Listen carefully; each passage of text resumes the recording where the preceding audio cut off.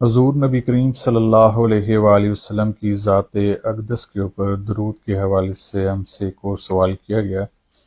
کہ اگر درود میں سے وآلہ کا لفظ ہٹانا درود کی چوری کے زمرے میں آتا ہے تو وآلہ و اصحابی کے الفاظ کو یعنی کہ اصحابی کے اضافی الفاظ کو بیچ میں شامل کرنا کیسا ہے؟ جان لے کہ اللہ تعالیٰ قرآن کریم فرقان حمید میں ارشاد فرماتے ہیں کل آتی اللہ و رسولہ فَإِن تَوَلَّوْا فَإِنَّ اللَّهَ لَا يُحِبُّ الْكَافِرِينَ کہ اللہ اور اس کے رسول کی اطاعت کرو، اور جو کوئی ایسا نہیں کرے گا اللہ تعالیٰ ایسے کافروں سے محبت یا ایسے کفر کرنے والوں سے محبت نہیں کرتا۔ اس سے یہ پتہ چلتا ہے کہ حضور کی اطاعت اگر کی جائے گی تو آپ ایمان والے ہوں گے، اگر آپ ان کی اطاعت نہیں کریں گے کسی بھی معاملے میں تو یقیناً آپ کفر کے مرتکب ہوں گے، یعنی کہ آپ حضور نبی کریم صلی اللہ علیہ وآلہ وسلم کی باتوں کو رد کرنے والوں میں شامل ہو جائیں گے۔ لہٰذا حضور نبی کریم صلی اللہ علیہ وآلہ وسلم نے جو ہمیں درود بتایا اس میں آپ کا ذکر ہے اور آپ کی آل پاک کا ذکر ہے۔ صحابہ اکرام کی ہستیاں بہترین ہستیاں تھیں اور ان کا تقدس تعظیم اپنی جگہ پر، لیکن ہم آج کے دور میں درود میں ان کو اضافی طور پر شامل اگر کریں گے تو یہ درود شریف میں اسراف کہلائے گا، لہٰذا ہم اس درود پاک میں نہ کمی کر سکتے ہیں اور نہ ہی اسراف کر سکتے ہیں۔ صحابہ اکرام کے ساتھ ان کے تقدس کو مد نظر رکھتے ہوئے رضی اللہ تعالی عنہ اور رضوان اللہ علیہم اجمعین کے الفاظ اسی لیے لگائے گئے تاکہ صحابہ کا نام لیا جائے تو عزت تکریم کو ملحوظ خاطر رکھا جائے، لیکن اس کا ہرگز یہ مطلب نہیں ہے کہ آپ صحابہ اکرام کو درود میں شامل کرنے کے لیے اپنے تئیں کوشش کریں، یہ یقیناً دین میں ایک نئی ایجاد کے مترادف ہوگا۔ بسم اللہ الرحمن الرحیم۔ یہ مسئلہ آپ نے ان صاحب کی زبانی سنا، میں تو ان کو ذاتی طور پر نہیں جانتا، لیکن جس طرح انہوں نے قرآن پڑھا اور پھر مسئلہ بیان کیا تو قرآن پڑھنے سے اندازہ ہوتا ہے، کیونکہ غلط قرآن پڑھ رہے ہیں، کہ یہ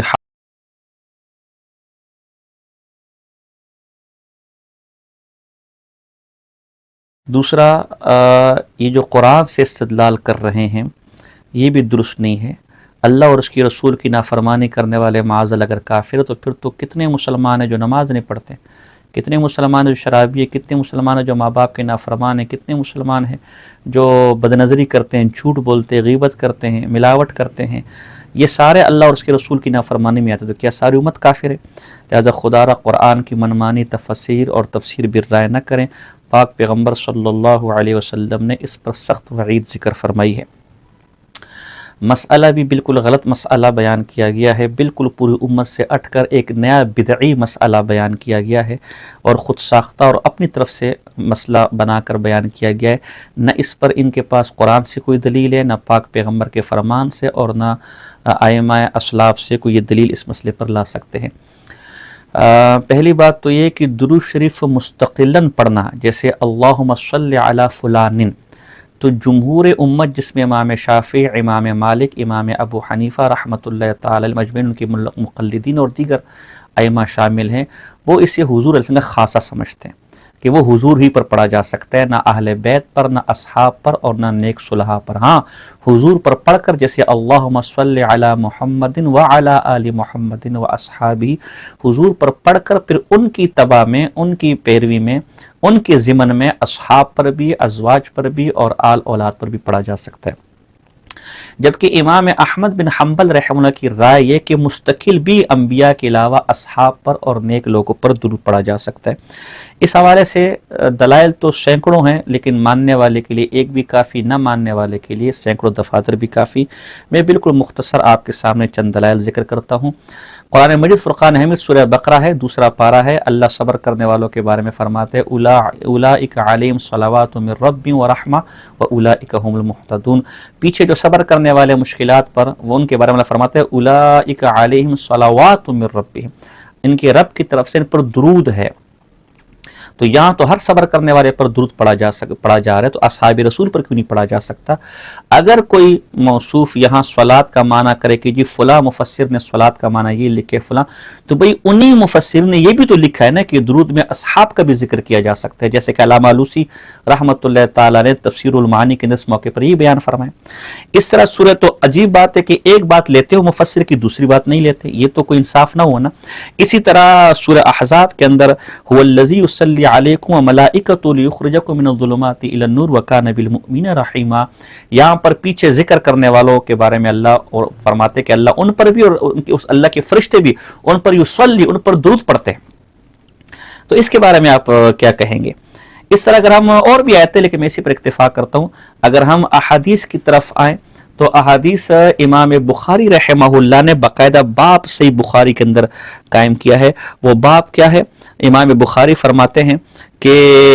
حل یصلی علی غیر النبی صلی اللہ علیہ وسلم،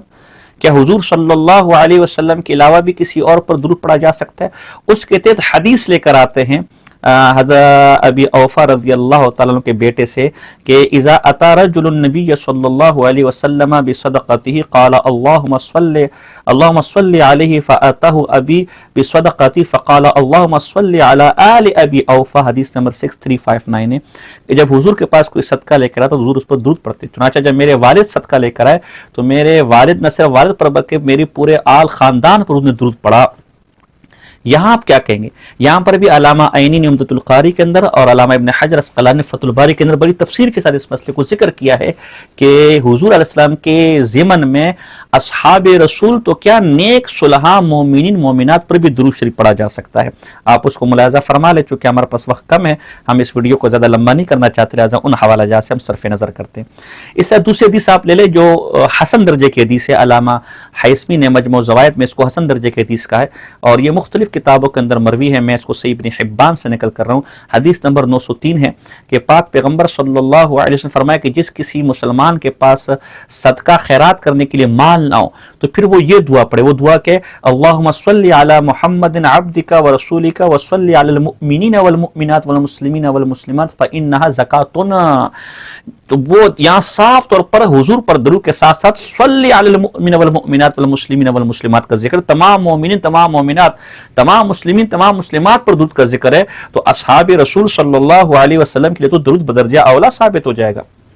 اسی طرح ہمارے سیاستہ کی مشہور کتاب سنن ابی داؤد، اور یہ حدیث دیگر کتابوں کے اندر بھی ہے لیکن میں سنن ابی داؤد کے حوالے سے نقل کر رہا ہوں، اور امام ابی داؤد رحمہ اللہ نے اس حدیث پر باب باقاعدہ قائم کیا، الصلاۃ علی غیر النبی صلی اللہ علیہ وسلم، حضور علیہ السلام کے علاوہ کسی اور پر درود پڑھنا۔ اس کے تحت حدیث نقل کی 1535 سے، ایک عورت پاک پیغمبر صلی اللہ علیہ وسلم کے پاس آئی، ایک بی بی، اور اس بی بی نے کہا قالت للنبی صلی اللہ علیہ وسلم صلی علی وعلی زوجی، یا رسول اللہ مجھ پر بھی اور میرے شوہر پر بھی درود پڑھے۔ میں یہاں کیونکہ آپ ظاہر پر اکتفا کر رہے ہیں نا، اگر آپ کہیں گے یہاں درود کا معنی یہ تو جن سے آپ یہ ثابت کریں گے انہی سے میں یہ بھی ثابت کر دوں گا کہ درود میں اصحاب کا ذکر بھی ہے، پھر اس کو بھی ماننا پڑے گا، علماء کی پھر اس بات کو بھی ماننا پڑے گا۔ اپنے مطلب کی بات لو اور جو اپنے مطلب کی نہیں اس کو بدعت کہہ دو، قرآن حدیث کی مخالفت کہہ دو، کوئی اچھی بات نہیں ہے نا۔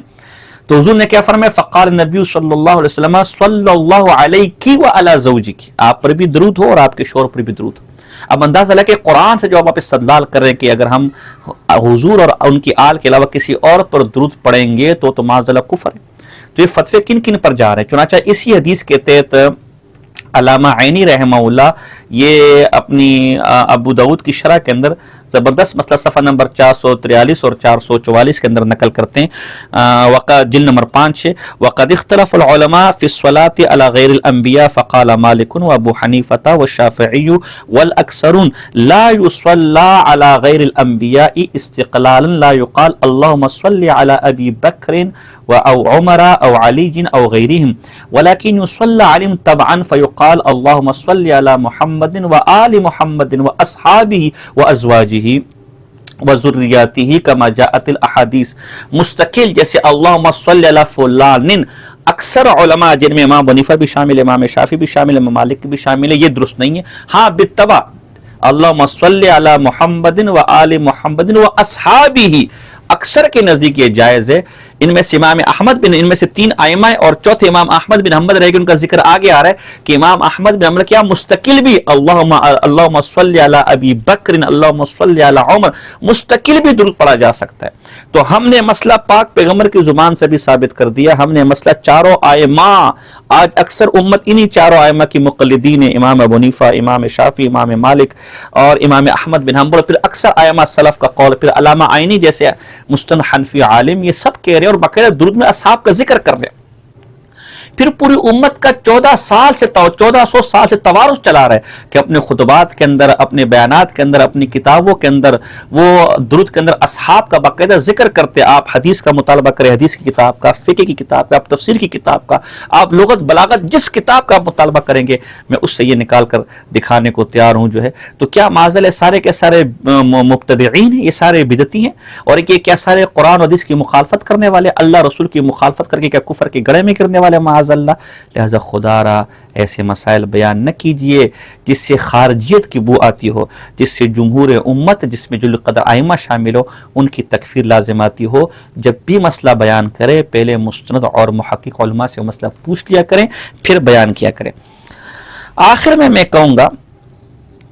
کہ بقول آپ کے اسی بات کو لیا جائے گا جو اللہ اور اس کے رسول صلی اللہ علیہ وسلم نے صراحتاً بیان کیا.